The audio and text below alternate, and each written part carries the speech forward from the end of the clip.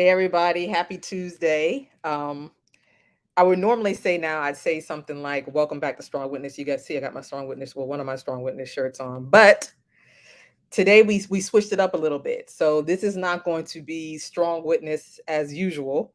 We are kind of operating a little bit more with some LCS conversations. And so I asked one of the therapists here at LCS, Stephanie Broadnax Broussard, or you can just call her Stephanie. I asked her to come be a part and to talk about grief because I know that we know 2020 was absolutely heavy. We know 2021 is heavy.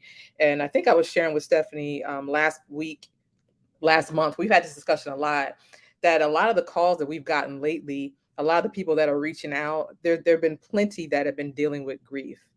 So it can be a loved one that was sick, someone they lost, somebody that died to an accident or what have you. But I've been hearing a lot more about grief, and every time those phone calls come in, I try to definitely connect people with Stephanie because, that's her area. A lot of therapists will have a niche or an area that we focus on or we feel most comfortable working with or we've had a lot of experience with. And so when it comes to dealing with grief, Stephanie in the practice is definitely one that I turn to, and I refer people to her to talk about certain things. And so, when we get started, I ask, well, if this was Strong Witness, this is what I would say, but kind of still is. So I'll ask you this question of, how have you dealt with grief in your life? So either personally, um, if you have someone very close to you has passed away, or how have you not dealt with grief? Do you know anybody, who's recently passed away and how you've dealt with it, cope with it? So tonight we are discussing, the topic is unpacking grief. And so I'm going to bring Stephanie up here. She's going to introduce herself. We're kind of going to do an overview of what we'll chat about, and then I'll just let Stephanie flow. Now, one thing I will say, whether you're watching now live, whether you're going to come on later, or you're watching in the replay, after this, we want to connect with some of the people that want to have a closed and more intimate discussion with grief with Stephanie. And if we can just get the names together, and then we'll set up a date and a time where we'll do like a Zoom call and we'll have that discussion. So it won't be on social media, but it'll be your space to kind of process with Stephanie or chat with Stephanie about it. And then we'll see what we can do from there, and hopefully lead it into different small groups or different therapy discussions, because this is all about healing and processing and coming out of it. So it's not just a space of, I'm going to talk, but there's no hope. And that's something that Stephanie's going to talk about tonight, right? So the ways to unpack grief, ways to deal with grief, but always hope as well. Okay, so I'm going to bring Stephanie up. I'm going to introduce her. Stephanie, what's up? Long time. Hello, hello. It's good to see you. Good So to see I you. did a introduction. I know things have changed with the pandemic, so I don't see you as often as I normally would see you in the office, but I do see you like on videos and things like that. So this is good. But I want you to talk to the people about um hey Casey, and hey Sabine, I think Gwendolyn Tucker. Hey, how you doing? So I want you to talk to the people about unpacking grief. And like I said, and I'm gonna try to catch the comments on Facebook, I'm gonna try to catch them on YouTube, and I'll put them up. But however you want to flow, I'm Okay. gonna allow you to do that. And then of course the questions come in, I'm gonna post them. Okay. All right. So I guess I'll start with introducing myself.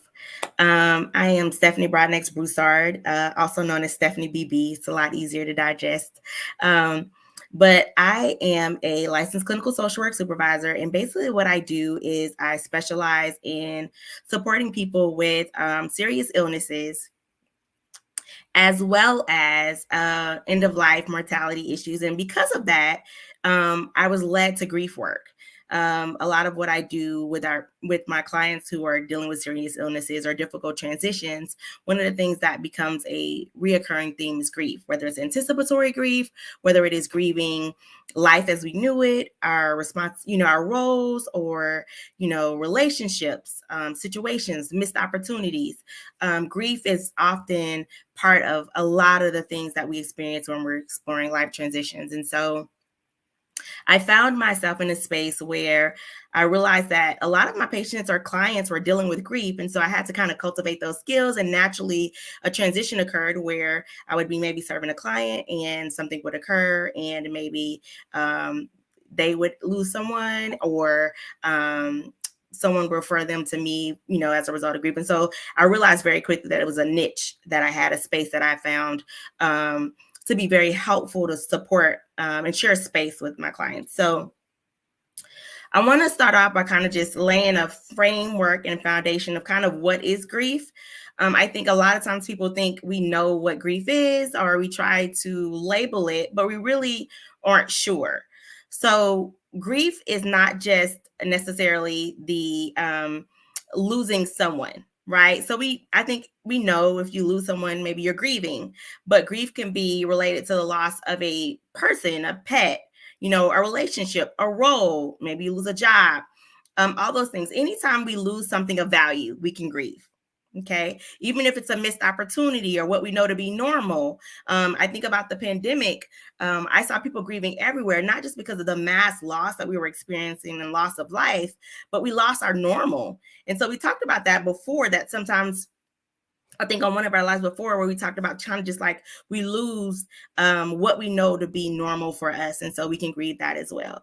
So grief isn't just about the loss of person. It is, but we're going to focus today on the loss of someone we love or someone near to us. And so when we think about grief, we think about the idea of learning to live with the loss of a loved one. Okay, learning to live with that loss. So grieving itself is when we feel emotional distress as a result of loss. Okay, so emotional distress could look like tears. Emotional distress could look like anger, sadness, depression.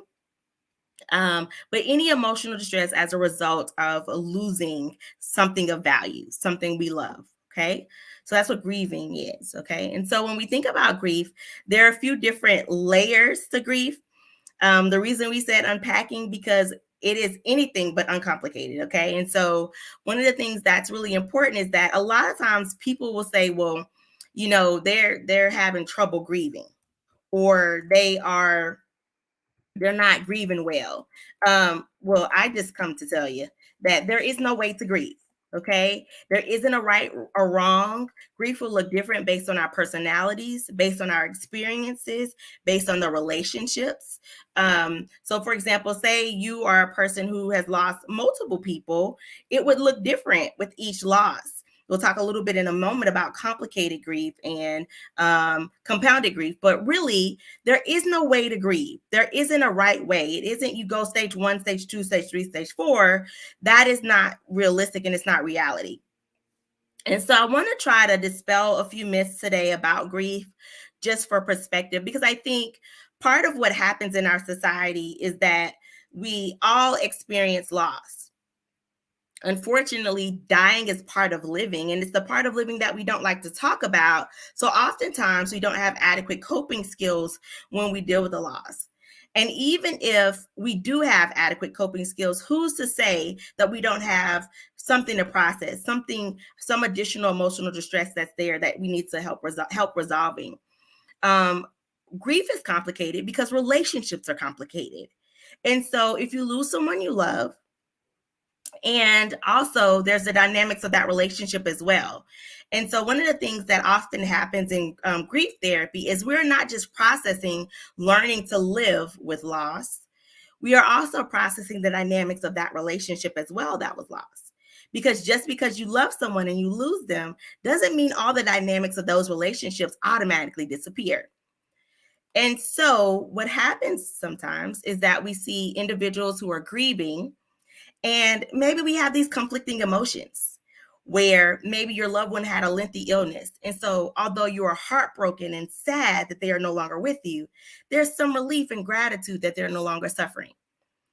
Those two things may not ideally fit, but they can both be true. They are not mutually exclusive. But if we're not careful, we'll fall into a realm of thinking that, well, one has to be true and the other has to be false, when they both can coexist. And so grief is complicated in that way, that we can have all of these feelings and they all be valid and they all be true. And so that's why there isn't a right or wrong way to grieve. So, grief, as I said, is just that deep sorrow or emotional distress caused by losing something. So, also, what grief is, it can be complicated, it can be cumulative, it can be compounded. In the pandemic, one of the things that happened is that we started to see a lot of compounded or cumulative grief, which is where before we can even resolve or process the grief or the loss of something or someone, we have another significant loss as well. So it's kind of like they compound on each other. So we don't really heal or have the opportunity to process from one loss, and that could be in any duration of time. So sometimes it may be over our lifespan. Sometimes it can be just in a short period of time, like the pandemic, where we saw families have loss after loss after loss after loss, and that's compounded because they don't have time to process one loss before having another one. But you can see it also across the lifespan. So if you maybe had a loss in childhood but never resolved that loss, you can see the impact once you have another loss later in life, and it be compounded. And it kind of just sends you into a little bit of an emotional spiral because you didn't resolve or process the grief initially. The task with grief work and grief therapy is really about learning to live with grief. Contrary to some realms of thought, I believe the assignment with grief work is learning to live with the loss of our loved one, not just moving past it. And so sometimes what happens is that we are so focused on just trying to move past it and not feel or not acknowledge the loss or just create a new life, that we forget that the real assignment is to learn to live with that loss, because that love doesn't leave us. And so if we're spending our time trying to convince our brain to function and not crave the longing for that emotional connection or not long for that person or that relationship, then what happens is we're spinning our wheels and doing something that I don't think our brain's really designed to do. We have these great emotional connections, and whether it's a maternal or paternal or a parent relationship, it's really that we have these connections, and grief is the price that we pay for love. If we love someone, what happens and we lose them, there's something that happens to us. There is something that, I hate to say breaks, but there's something that we lose. There is something that is missing and that we have to try to figure out how to address it. And so rather than the assignment be just creating something new and acting like that didn't exist and that didn't happen and trying to move forward, really the assignment is learning to live with the loss. And that's what grief therapy does. We learn the process, the relationship, the dynamics. What did that person mean to you? Even when we think about infant loss, and even we think about loss of things that maybe we didn't get a lot of time to spend time with. So with infants particularly, we don't get a lot of time with those little lives. But the reality is that does not mean the loss is insignificant, because it is a love that is lost, right? And so it's really about, there is no qualifier for the love that's lost, or for what we grieve, or how we grieve, or who we grieve. There isn't a qualifier. Is it of something of value to you? Is it something that you lost? And how does that impact you? How does the absence impact you? And that determines where we are with our grief. So some people grieve where, they just kind of move through life and stay busy. Some people grieve where they kind of step away and take breaks and maybe experience different, what we typically would call sadness or tearful emotions, but there isn't a look. So there are some ideas about grief. Kubler-Ross used to say that there are 5 stages of grief, which were denial, anger, bargaining, depression, and acceptance. But since then, a lot of theories have come out about grief. We know that it's kind of more like a cycle or a cyclone. The reality is that there are so many emotions that are possible when grieving that it's hard to say this is the stage that you should be in, or this is what this looks like. There is no order. But also what we know to be true is that anything could send us back into a different state. So for example, birthdays, anniversaries, anything can trigger. I hate everybody saying trigger these days, so I try not to say trigger, but anything could trigger our emotions and send us back into a particular space that maybe we thought we were resolved with, because it's love, it's grief, and it's complicated. So I saw somebody say, that's me, I keep busy. I think a lot of times what happens is when we're grieving, we there's this balance of how do I continue to exist and live, and how do I also create space for my emotions? How do I create space for processing? And so a lot of times people are trying to find that balance between dealing with my emotions that are here, that are present, creating space for them, but also continuing to live and exist. And how do we make sure that we're doing all of that in a healthy way? So I wanted to talk a little bit about compounded grief, can also be cumulative grief. So when we have a loss, and Latoya, jump in and stop me anytime you have questions.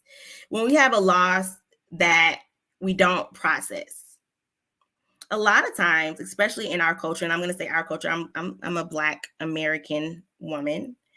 A lot of times in our culture, especially African American people, we don't talk a lot about emotional distress. We don't talk a lot about the things that happen that are part of life, that we experience just as humans having human experiences.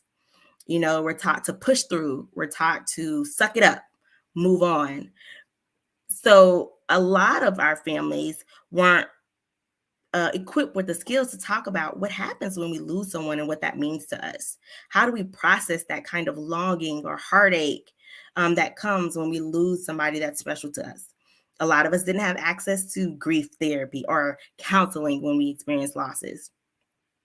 And so oftentimes with compounded grief, especially in the African American community, we can experience loss after loss after loss after loss. And we pick up and we move on. And we pick up and we move on. But the reality is that with every loss, we lose something as well. If we don't process it, we just kind of layer those things on each other like bricks. And eventually we realize that we have these walls built up around us that are a result of unresolved and unprocessed grief. And that impacts our relationships. That impacts us, how we show up in the world. That impacts how we perceive others. That impacts how we perceive love that is given to us. And even our decision making. And so it's really important that we take time to create space for grief and loss.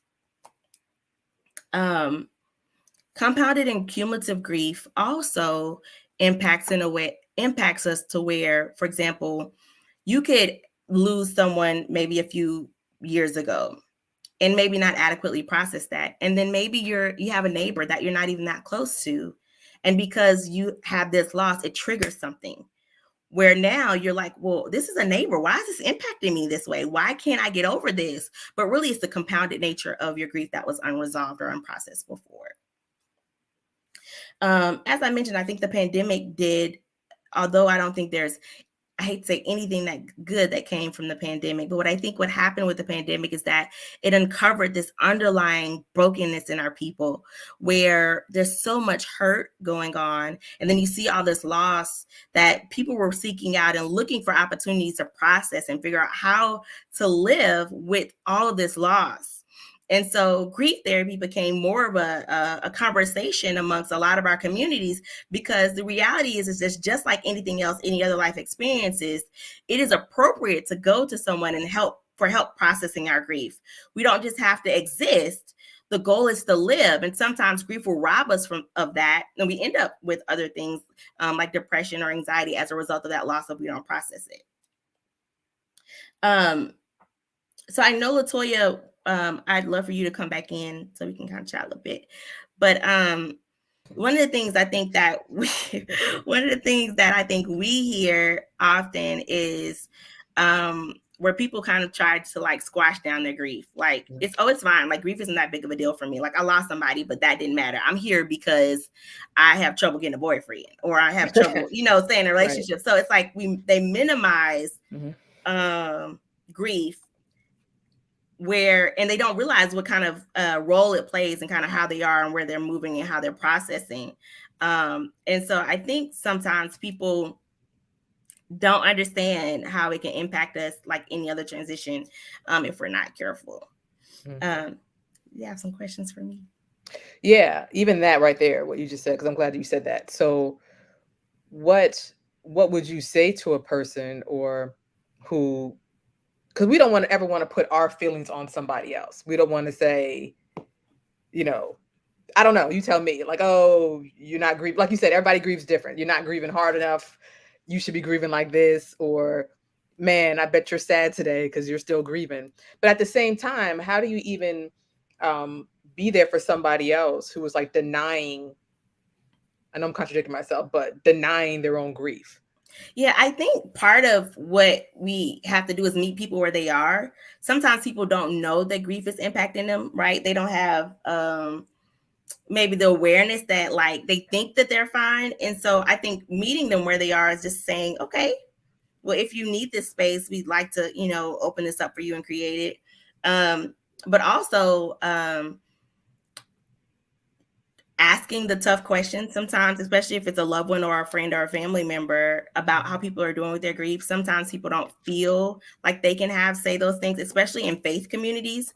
A lot of times the faith community can make people feel like if they are grieving, then they didn't have enough faith, as far as the fact that where they went to heaven. So what you crying for?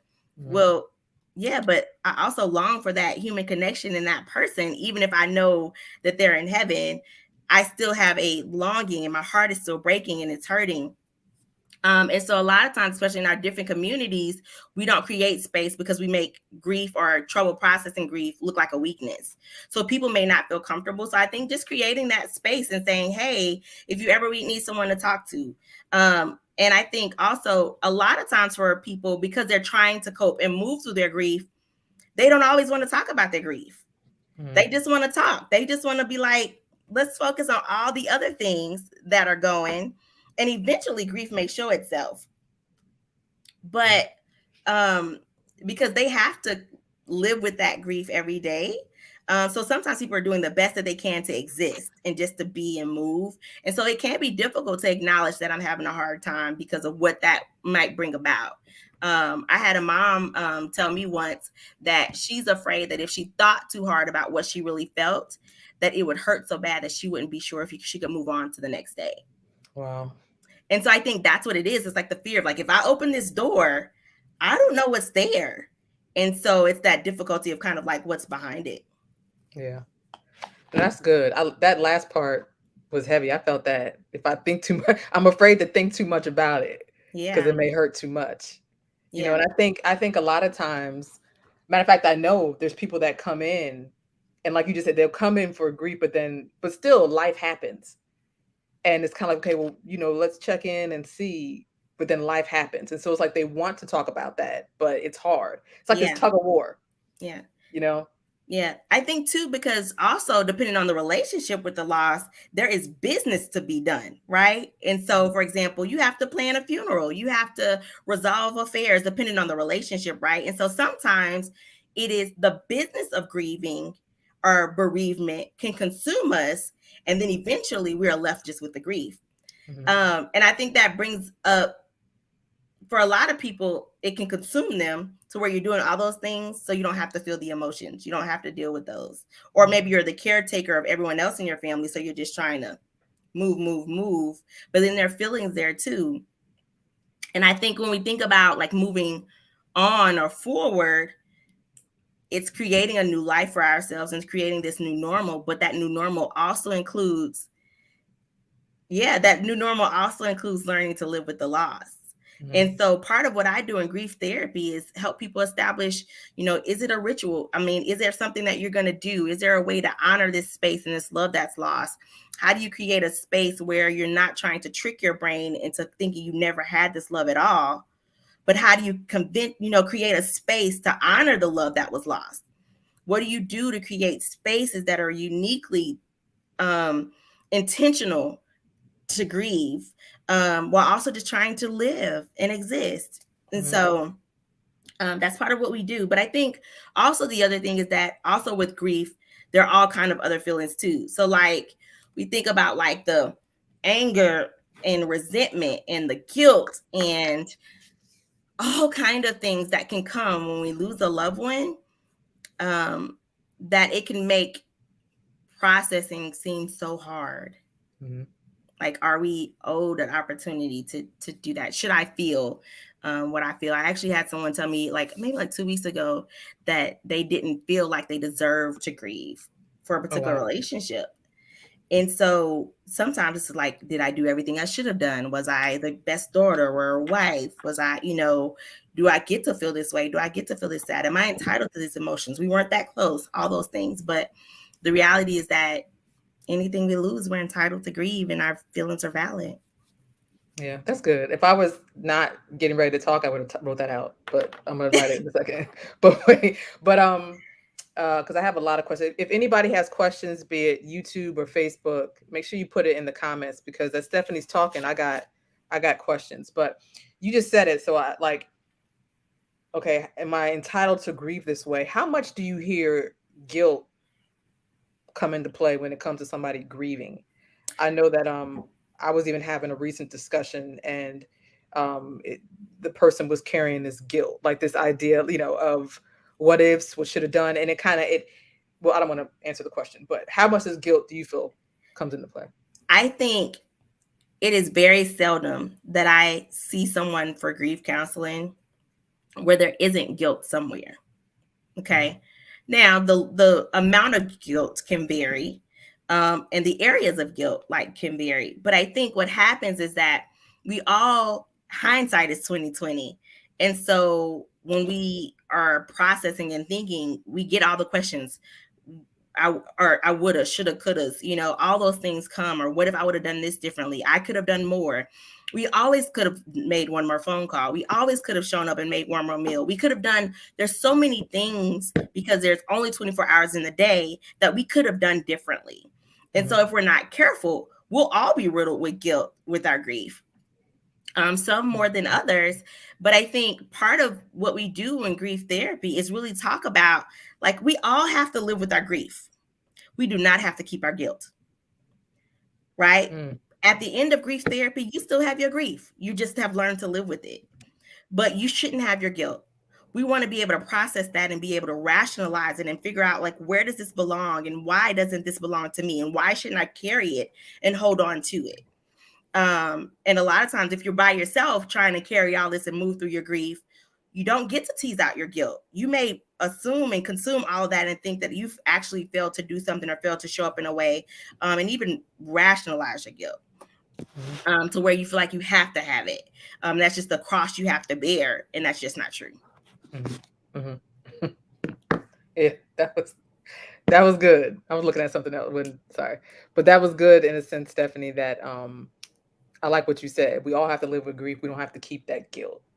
And again, I'm telling you, I've been having a lot of conversations about grief, but this is one of them too. And I was talking, um, this is more personal, like to a friend who lost somebody and somebody knew.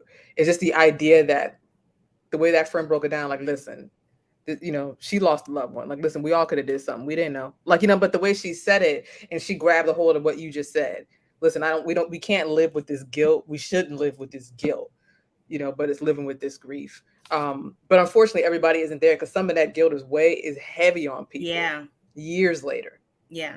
And I Yeah. think that's why I say it comes in like variations, right? It could be dependent on the circumstances, the nature of relationships, the nature of like how the person passed away. All kind of things can exacerbate the guilt, and magnify it. And so it's hard to say how people, what the circumstance will be or how they would move through it. But for some people, it's deeply rooted, especially like in relation to trauma and that kind of thing. With traumatic grief and traumatic loss, that looks different for a lot of people. The guilt is usually heavier in those groups as well. Hmm. And that's what I was going to ask you too. Like, is grief, dealing with grief, different depending on how the person died? Like, do you hear that a lot? Do you hear maybe somebody else downplaying, oh, well, at least you didn't lose a person this way, or this person was this to me, he was just this to you, like, or she was Yeah. just this to you, like, is that, Yeah. you know? I think people first, out of pain, a lot of times people will dismiss other people's grief, like theirs matters the most, right? Or like their grief is the most significant because of out of their own pain, Mhm, like what that means to them and what they lost. But mhm, the reality is that it can vary, and it like greatly. Like there are people who have had traumatic losses, and we usually see a lot of more emotional distress from people who have a traumatic loss because there is no uh, awareness, right? So there is a lot of there's a lot to complicate things because there's no time to say the things you maybe wanted to say, or there's no time to um, finalize or prepare. But even in preparation, like if people have a lengthy illness, grief is still hard because it's complicated. And so it can vary greatly. I've had clients who have had traumatic loss and, have, very little emotional distress versus, I've had people who've had, cared for someone for a long time and still had, regular distress. And so I think it's just hard to really say because it's so individualized and each loss is just different. But one thing I do know to be true is that usually, even though it's still painful, even though it's still difficult, for some reason in our mind, we've been able to rationalize a parent, like losing a parent. Not that it doesn't hurt, not that it's not hard, but like the sequence of life, right? When someone older passes away, in our minds, for whatever reason, for a lot of people, not that there isn't a lot of complicated grief there or people don't have trouble grieving, but for some reason, we're like, oh, that's the nature of life. Older people pass away. Versus when we lose someone traumatically or someone younger, it's like, it's difficult. It's unexpected. It's not the order of life, but all come with their own challenges and grieving. Mm-hmm. Mm-hmm. And I think, you touched on this a little bit, but I think it's very fitting um, with the where we're at right now in this season. Okay, we just went into fall, right? Oh, hold on, we got one comment. I don't want to lose it. Casey said that's the same as being in denial when dealing with someone with a long time illness. I Well, can say and the I same. think just to kind of, I think what happens is we call it denial, but actually there's something called anticipatory grief, where a person who has a lengthy illness grieves that person as they lose them, parts of them.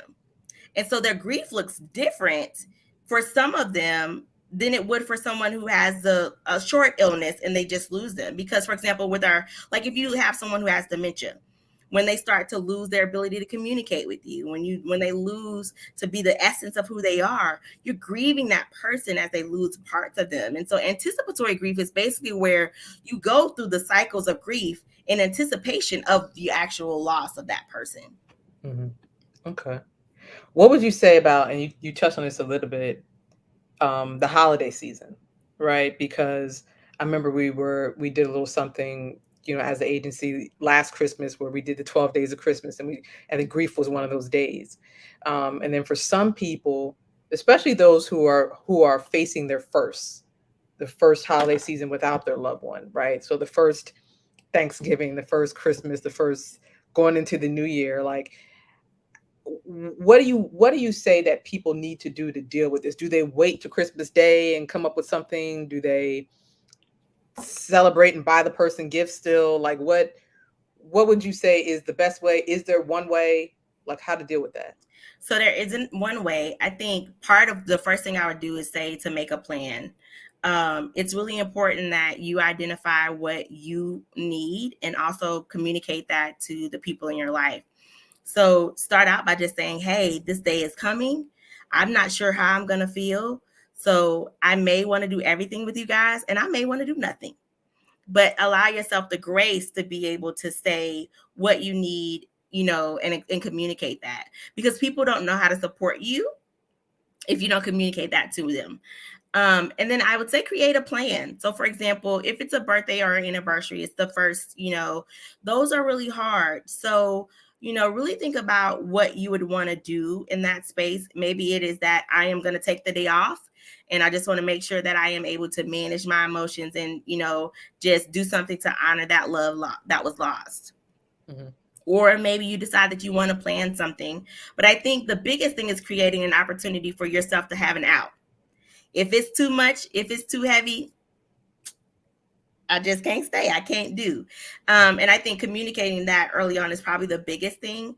But then also creating opportunities for you to have intentional moments of grief is part of what I think is really helpful. So, for example, is there something that you want to do to honor or memorialize that person. So maybe that is, maybe you cook one of their favorite meals and you just have that meal by yourself in intentional time. Maybe it is that you write a letter because you want to just make sure that you exercise and get out all those emotions that you're feeling about that day. And maybe your family wants to do something to honor that person, but just creating a space to where that's comfortable for you, but or doing absolutely nothing, and that's the plan. Mm-hmm. Right? If it's just, I'm gonna make sure I'm gonna at least get out the bed and eat, and or maybe my plan is to not get out the bed. But for whatever it is, to acknowledge that the day is coming and what that means, and communicating to people in your life so that they're aware, but also so that you kind of like, with my clients, one of the things that we try to do is, it's like we work up to it. So we say, hey, I know we're getting close, so let's talk about what we're going to do. Let's talk about, have you communicated with your family about how you're feeling? Because also when we handle our grief and we process our grief, we create space for those amongst our family to also have space to grieve, and we model that as well. And so it's really important to make sure that we're sharing and asking questions and creating that space so that people know how to support us, but also we create and normalize that some days are just harder than others. And then also for some families, it may look like creating a new normal, creating a new ritual, creating a new routine or tradition that may look different from the other, or, making sure that you carry that forward. And that can look different for families. Mm-hmm. So what I hear you saying too is like, one, have a plan, and even if your plan is, I'm just going to lay here today and chill, that's good enough. Mm-hmm. And sometimes I know, even I've said it, like, you can chill all day long, and sometimes people want you to get up, get dressed, do this, do that. Mm-hmm. Is so what I hear you saying, it's okay if your plan for that day and what you can handle is to lay in the bed, then lay in the bed. But we're not saying lay in the bed for 30 days straight. Right. And I think Okay. that's the difference. And that's when we start talking about like complicated grief, where we're starting to see maladaptive coping skills as we try to deal with our grief. So that means maybe isolating or withdrawing, or, we're seeing symptoms of depression, which depression and grief can look the same, but we're looking at like the duration of those symptoms, Mm-hmm. or where we're just not engaging in the normal things that we need to maintain our health and well-being as a result of our grief. Okay. And I love what you said of having a plan. So not letting the day sneak up and then be like, what are we going to do? But Right. figure out, whether it be cook the favorite meal. I love the idea of creating a new tradition, like doing something new, Mm-hmm. celebrating life. But understand that the holiday season, and it can be difficult. And I Yeah. remember you saying that last year, because for some people, this is the first. And so Mm-hmm. what to make of it. And it doesn't have to be the same way every year. So if you did Christmas Right. this day, you don't have to do it 10 years in a row Right. this way. Right. Or you don't have to, like, for example, I had a client tell me, well, like, other people in a support group were like, well, they do balloon releases and they do all this. And she was like, I don't even know if I'll be able to get out of bed. Mm-hmm. And I was like, okay, so there is no competition. There is no, this is how you show you really love the person you lost, because you do A, B, C, D. If you don't, do all these things, then you're not exemplifying that you love that person. There isn't a way. There isn't a path. You create your own path. You do what works for you. Mm-hmm. And I think you don't know what works for you unless you think about it or talk about it. You don't know. And so you have to process that stuff. Okay. And that's even what you just said. We know there isn't a right way to grieve. There isn't a one way to do it, but that's also under the same roof. So we all don't have to, all five of us don't have to be in agreement about how we're doing this. Exactly. Is that fair to say? Exactly. Okay. I'll use my family, for example. So my grandmother passed away almost 2 years ago.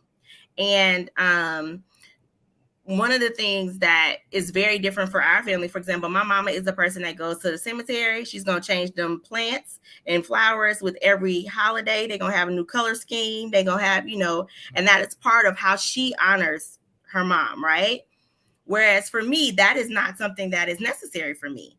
I personally communicate with her as often as I want to, based on what I believe is my ability to do so, right? And so I have conversations. I, see things that remind me of her, and I feel like that is an inclination from God that, hey, she's present, she's with me. So that's my personal belief, but we all do it very differently. Whereas when we're together for Thanksgiving, like our first I can't remember if it was Thanksgiving or Christmas, but our first holiday together, we were all trying to be very intentional about trying to get together. It was, and kind of communicate and show up because of that, what it meant for my grandfather, and so we all manage it very, very, very differently in our family.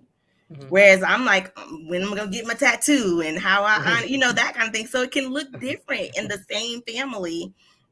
And even in your family of origin, it can look different if y'all all are in the same roof. Someone may want to have a celebratory dinner, and someone may say, I just can't do that. And so it's really about finding your path. But in a family that's grieving, it's important that you guys communicate so that resentment doesn't also happen. Mm-hmm. Mm-hmm. And let's talk about that part right there, this resentment and not shaming somebody else for how they grieve or what they want. So if somebody does want to go to the cemetery, let's not throw, some Mm-hmm. shade that way. That's what you want, or, oh, here you go. You want to do this, or, you want to take over the plans or the arrange, like, so let's talk about that. So what's the best way to communicate? What's the best way to cope?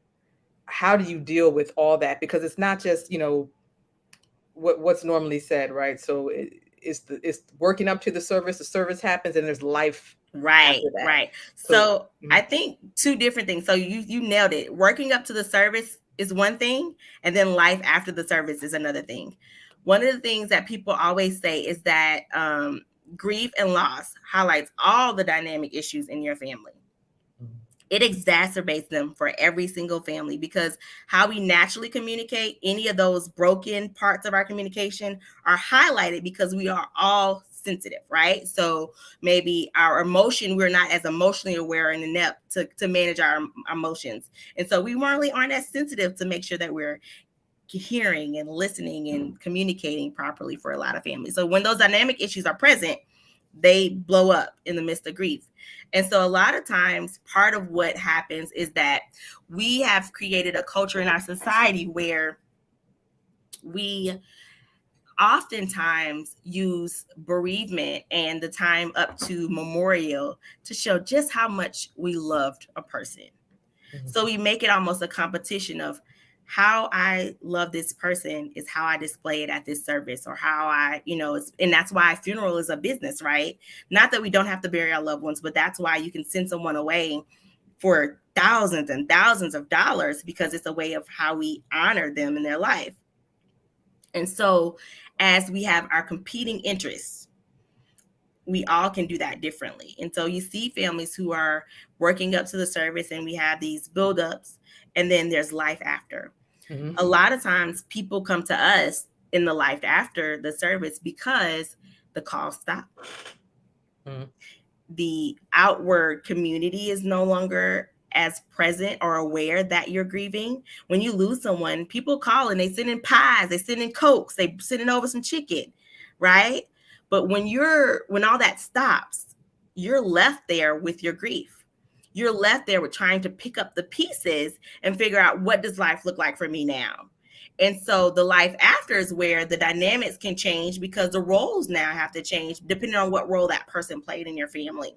Even from the smallest member of your family, when you lose infants, or whether it's the oldest member of your family, every time there is a loss, that role is lost. So then the dynamics of your family shift, and you're trying to figure out how to manage them.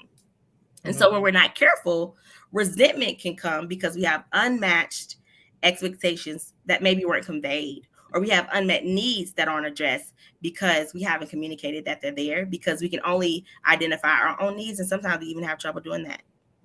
Mm-hmm. Mm-hmm. And that was big. That was like, I felt like we could do a whole discussion on yes, on just leading up and then after, mm-hmm. and what to do with, I love how you said it too. Like, I can't remember how you said it, but basically we'll see, we definitely see a lot of personalities and character around the service. You know what I mean? And I hate that when sometimes people start to get to fight and, and disagreement, but it's normally like the after where the healing is. And sometimes, Mm-hmm. and sometimes that is the grief. Would you say so? Like when we say words and we don't mean it, but I don't know what else to do with what I'm holding and what I'm Yeah. carrying, and it's easier to just get at you, or Yes, I because need this and want this. we don't know how to manage our emotions. So we're trying to manage what we feel, and that's overwhelming. So we don't have the capacity to navigate somebody else's. Mm-hmm. That's good. And then she's asking what is normal. I think she's maybe in agreement with you, but just trying to Mhm. understand too, like what's normal look like. I think that goes back to what you said a while ago, is that everybody grieves different, Yeah, right? there isn't a Okay. normal. Mm-hmm. And then a lot of times too, what happens when in the life after is that we'll create, and I want to go back to the resentment, we'll create perceptions of people that we love as we watch them grieve. So for example, if I'm a child and I am watching my father grieve the loss of my mother, and maybe his grief don't look like mine, Mm-hmm.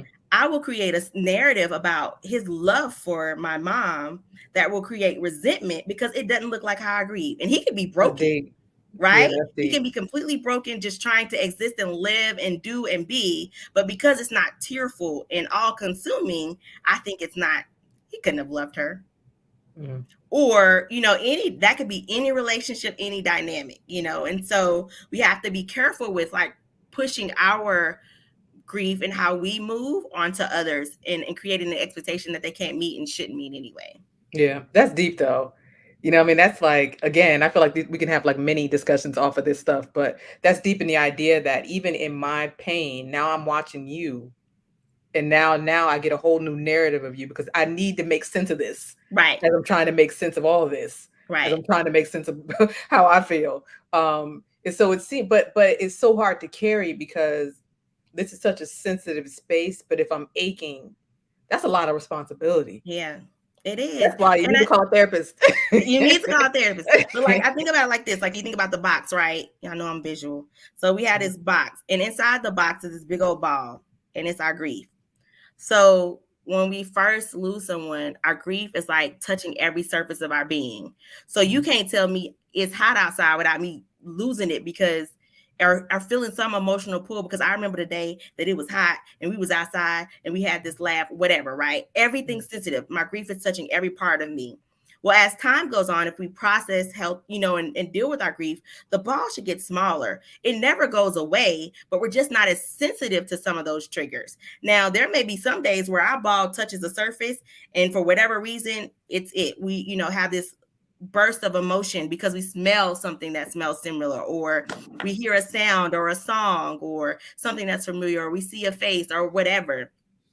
So those things happen, but really what should happen is, as we process, we should our sensitivity should decrease to some degree, although we still should have, it's completely normal to have bursts of emotion and be triggered by different things. Mm-hmm. And this is a comment from YouTube, just going off of what you were saying. This is a good point about roles changing. Yeah. I don't know if you want to say anything more about that, No, but I think, part of grief is it's not only that role shift in our family. For example, if I just keep using the grandma analogy. Grandma's the matriarch, right? So everyone goes to her for support and guidance or whatever. So what happens when that piece isn't there? So not only are we grieving that person and what they are and what we lose and losing them, there's a part of our support system and part of what we need, maybe as part of our coping, just in general outside of crisis, that's no longer there. mm-hmm. So part of our dynamics change and part of the roles in our family. So now someone has to step into that role. And sometimes the person that's shifting into that role isn't the one who's supposed to be in the role. That's a whole nother conversation too. So like you have to just, the role shift, people have to pick up. And when we're sometimes the dynamics are at play, sometimes people are looking to be that person, Mm-hmm. and maybe they're not equipped, or maybe they're not that person for everyone. And so things just happen. And so you're trying to find that balance again within a family, just as you are as an individual. Mm-hmm. Mm-hmm. So whoever may take this role, that may not be their permanent position until people kind of get back and Yeah. focused and Yeah. stronger, I don't want to when get they too far take into over. family systems theory, but that's exactly what it is that we all have a role to play in a family. And anytime we lose someone, everything shifts. Everything shifts. Um, and so the dynamics just can be difficult. And I think also what happens if we're not careful is because I'm going to go back to kind of like our faith groups, is that we can also do harm. So if you're grieving a particular way and I think you just taking this too hard. You need to move on. You need to get together. My language can be harmful. So you feel like you don't have a safe place even in your family. You Mhm. feel like you can't even be honest about what you feel and how you're existing with your grief because of how I am seeing and interpreting those feelings. Mhm. Or that your faith isn't real because you're struggling with this loss and learning to live with it. Yeah. Um, but I think, I got questions. And like I said, if anybody else has more questions, you can put it in here. But we do need that community. And sometimes it may not be family. Right. Sometimes it is, right, the church, or sometimes it is my tribe, which is not family in the tribe, or my friend group that can help me get out of this. Um, because if that, like you said, if the roles are shifted in family and maybe we weren't a family that communicated our feelings anyway, I can't heal here. Right. You know what I And mean? a lot of times people they want to be helpful and don't know what to say. So sometimes the things they can say are harmful. They can Mhm. be completely have great intentions. I'll never forget. I had someone really near to me say that after she lost her baby, somebody was like, well, that was God's will. Mm. And so, in trying to process that, although whatever your belief system or how you believe God works, in that moment, that isn't what she needed. And it kind of sent her in like this spiral trying to process like why this would happen, all those kind of things. And so I think sometimes when people have the best intentions Mhm. and they don't know what to say, it is okay to say nothing. It Mm. is okay to just show up and share space and just be like, I love you. And if you need anything, I'm here. And sometimes people don't know what they need, right? So maybe Yeah. that means just sending some food over. And maybe that means, just doing a call and just say, hey, I just want to say, hey, how you doing? How about those Cowboys, if that's something you I think believe it's in? the Eagles. Yeah, I think it's the Eagles. How But, about they? just to kind of create space so that people feel Yeah. connected. Yeah. And there are a lot of support groups that are available for Mhm. grief, because you're right. Sometimes you can't heal here. Sometimes your family isn't the safest place to heal. Sometimes, Mhm. so maybe it is church, maybe it is a grief support group, but you have to find a place that's conducive for your healing. Yeah, I'm glad you said that. I saw somebody post, it was years ago. He lost his wife and he was just saying, I didn't know what I needed, but he was like, I thank God for this one friend that came and then just said, let's go. And it was like, I think they went for like a long walk. It was just the idea that sometimes you don't know what you need. Right. But what I've heard is that it can be more added stress if somebody's constantly, well, what you need? What can I do? Right. Because you don't know the answer. Right, but then at a nerve, I've been the person on the other side. What you need? Like, what you know what I mean? Because sometimes you just don't know what to say, and you want to say the right. There's times where I can admit, I mean, I wanted to say the right thing, but you're right. Sometimes it's just better to be present. And You I know? think to that loved one who's like, I want to say that, and I think me and you've had this conversation before. When people want to say the right thing, it is okay in love to just be like, I know nothing I can say will Mhm. change this. I just want you to know I'm here for you. Yeah.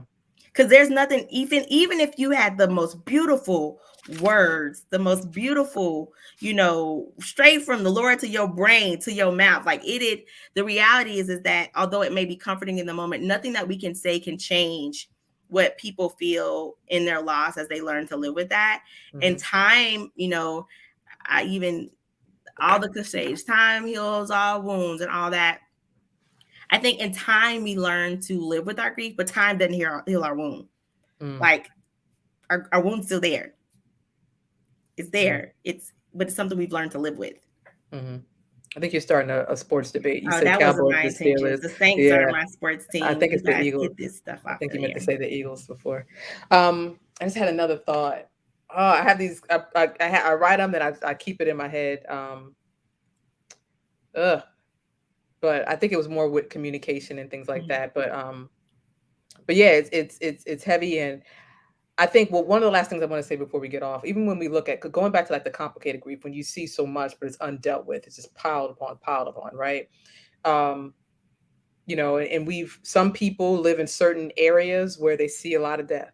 Yeah. They turn on the news or loved one here today, friend here today, like gone, maybe even the same day, not even tomorrow, right? Um, and you can become numb Mhm. to grieving, which also means there's just so much you just don't know what to just Right. cancel it out, right? Um, but then we also by watching and we learn how to deal with grief, and then we just become, it's just you know what I mean? So it's hard to process. Yeah. What would you say to those individuals who've seen so much grief that, you know, Yeah. you hear that too, like people gotta die. Yeah. Like, you know what I mean? It's just like, oh, it's I heavy. think there's a difference between normalizing that dying is part of living versus being numb to the idea of loss. Like I think those are two different things. And so I actually am one of those people who believe that we should be talking about dying because it's part of living. Like that is part of what I believe. Mhm. Having said that, I think it's really important that people, especially like, like if you grew up in the hood, depending on what hood you're from, it is not abnormal that before you become an adult, you've lost a friend, you've lost a cousin, you've lost all kinds of people in your life as a result of maybe gun violence or just, normal traditional ways of loss, aging, those kind of things. And so people do become numb to the idea that like it is something that happens. It is something that you're just supposed to cope with and move through. And I think what that does is I think I talked before, like it creates these walls around our emotions. And so we feel numb, but even numb is a maladaptive coping skill. It is not that don't feel anything. Numbness is what we feel. And so it's that we are shielding ourselves from the emotions and trying to move through because there are several emotions there. They are there, they're just dormant. And I think out of self-preservation, if I'm honest, our mind helps us to do that, right? So we think about trauma victims, we think about, and it's no different than I think those who have a lot of compounded grief, is that our mind is trying to help us as a means of self-preservation, to where it goes a little bit numb or dark so that we can exist and live and do the things that we need to do. And let me say exist, not live, because if we're that numb, we're actually not living. Mm. And so our minds kind of will do those kind of things where it dulls our senses a little bit to some of those external stimuli because it's trying to help us exist and cope. But eventually, even the dam breaks. Mhm.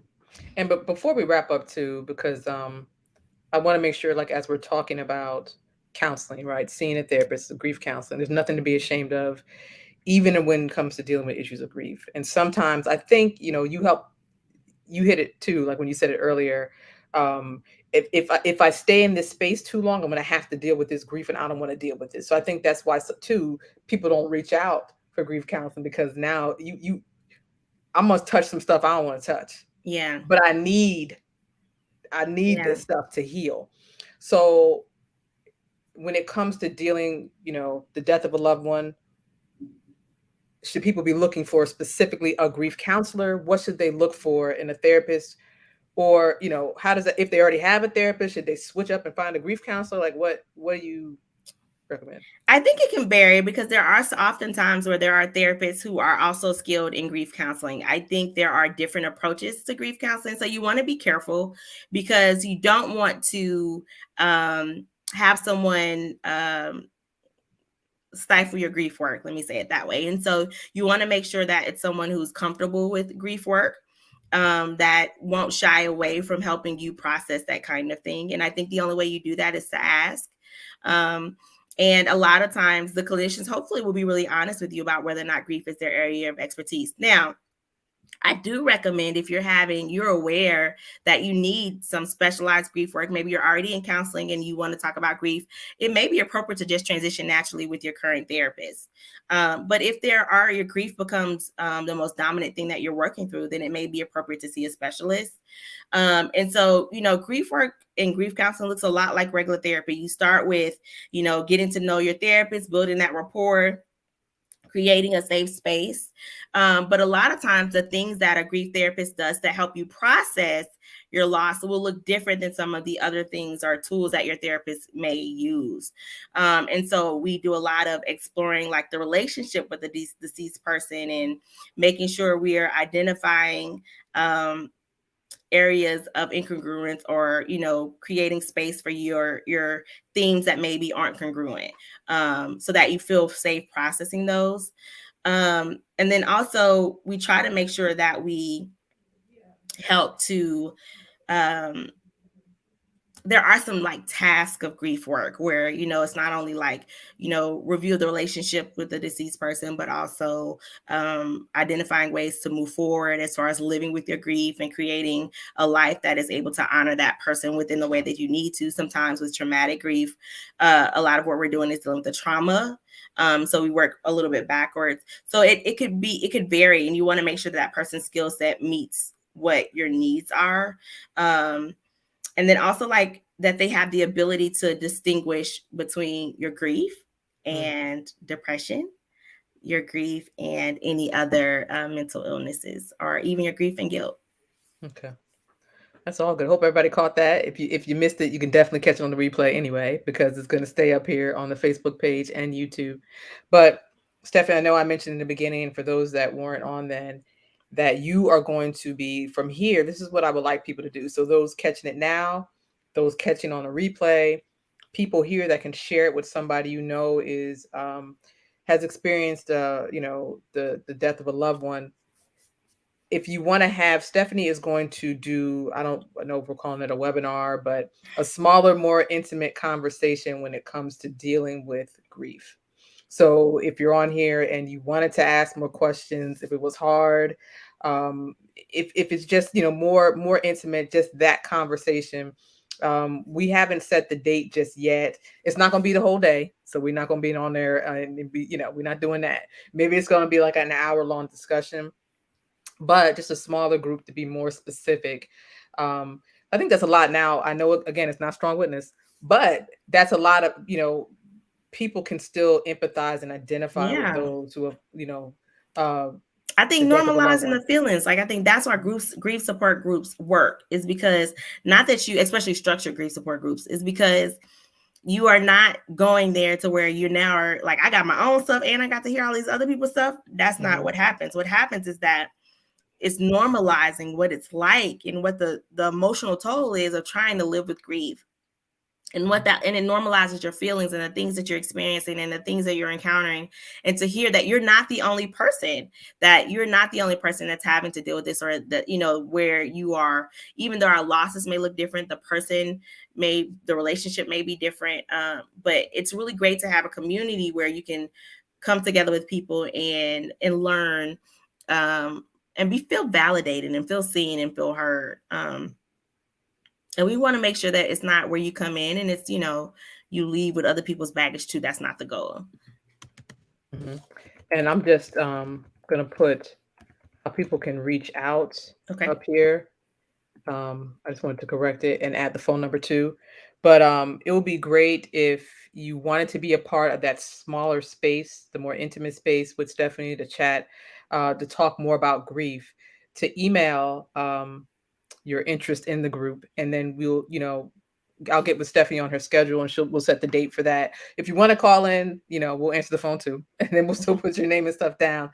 But again, so this will just be that space. And then, what we're really planning to do in the future, I don't know how soon, I don't know how far, but soon enough, is to do some grief groups.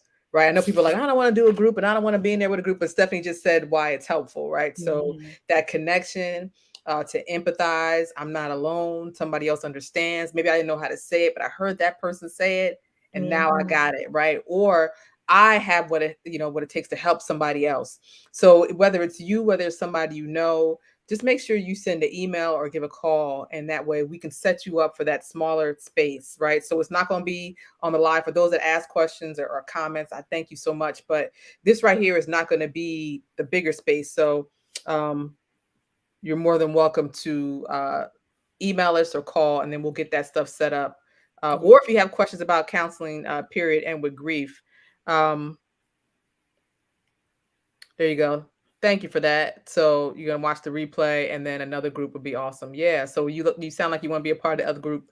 So I think that'll be great. And we have people, and just, the reality is people reach out to me, like if they hear me speak somewhere or like in my DMs, all this stuff, just people are hurting. And I think that's what Latoya was like, we have to do something. We have to talk about this on a larger scale. And with our time, we're trying to figure out how to support as many people as possible, because people are hurting. And I think the days of us sweeping our grief under the rug are over, because I think we have an opportunity to really deal and process our grief and live. Mm-hmm. We don't have to just exist. We have the opportunity to really learn to live with our grief. And I'm not one of those people who are like, oh, just smile through it. And that's not, if you haven't met me, that's not my MO. Like, it's not that we are going to, minimize the impact that this loss has had in your life. That is not what we're here to do. But we also don't want you to just exist through life because you've had this heartbreaking experience. We believe that there are tools and resources that are available to help you really just move through it and learn to live with this loss, and really have a life that you can enjoy even in the midst of heartbreaking sorrow. I was gonna say amen, then I was like, amen, I'm gonna say it anyway. But make sure you email in if you know somebody if you want to be a part of this group, just a smaller group with the, Zoom with Stephanie. Email, call, pass it along to your friends, loved ones. Share this with your friends and loved ones who are having a difficult time dealing with it, or just dealing with death, right? And it's hard. Like, I did presentations recently, and people are still, well, it's still expected, right? 2020 was last year. So the deaths that they experienced in 2020 and how difficult that was. So I want to put that there. And then also, this is Stephanie's podcast. So if you have not downloaded it yet, make sure you go download it. I believe it's available anywhere where you can find a podcast. It comes with living. So make sure you do that. I was fortunate enough to be a guest on her podcast where I shared my own personal story. Actually, where Strong Witness got started from, I shared the whole story on there.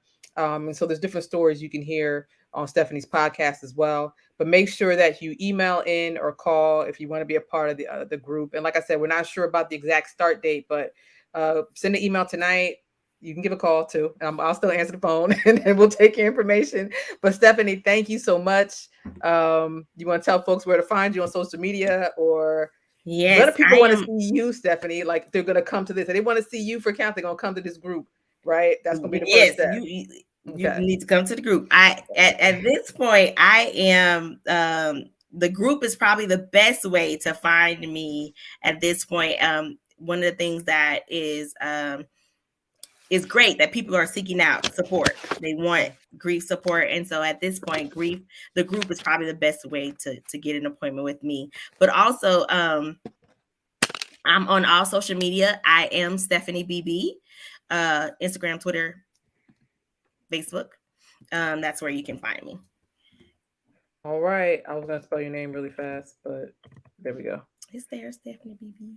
Oh, it's up there. Okay. All right, everybody. Well, thank you so much for joining us here, which would be the Strong Witness slot. But today, Stephanie and I have been talking about this for at least 2 months, probably longer, talking about grief, and it just worked out that today was the day that we did it. So thank you so much for being on here. Make sure you share it with those that you care about and love. I don't care if it's somebody in your house, a coworker, whomever. And like was said, start from the beginning and run it back again. But sign up, send an email, phone call. Okay. So Stephanie, stay on here. Go ahead. Can I just say one thing? Grief is so many layers. We couldn't cover everything today. So if you're like, y'all didn't talk about this and y'all didn't address this, and what about this?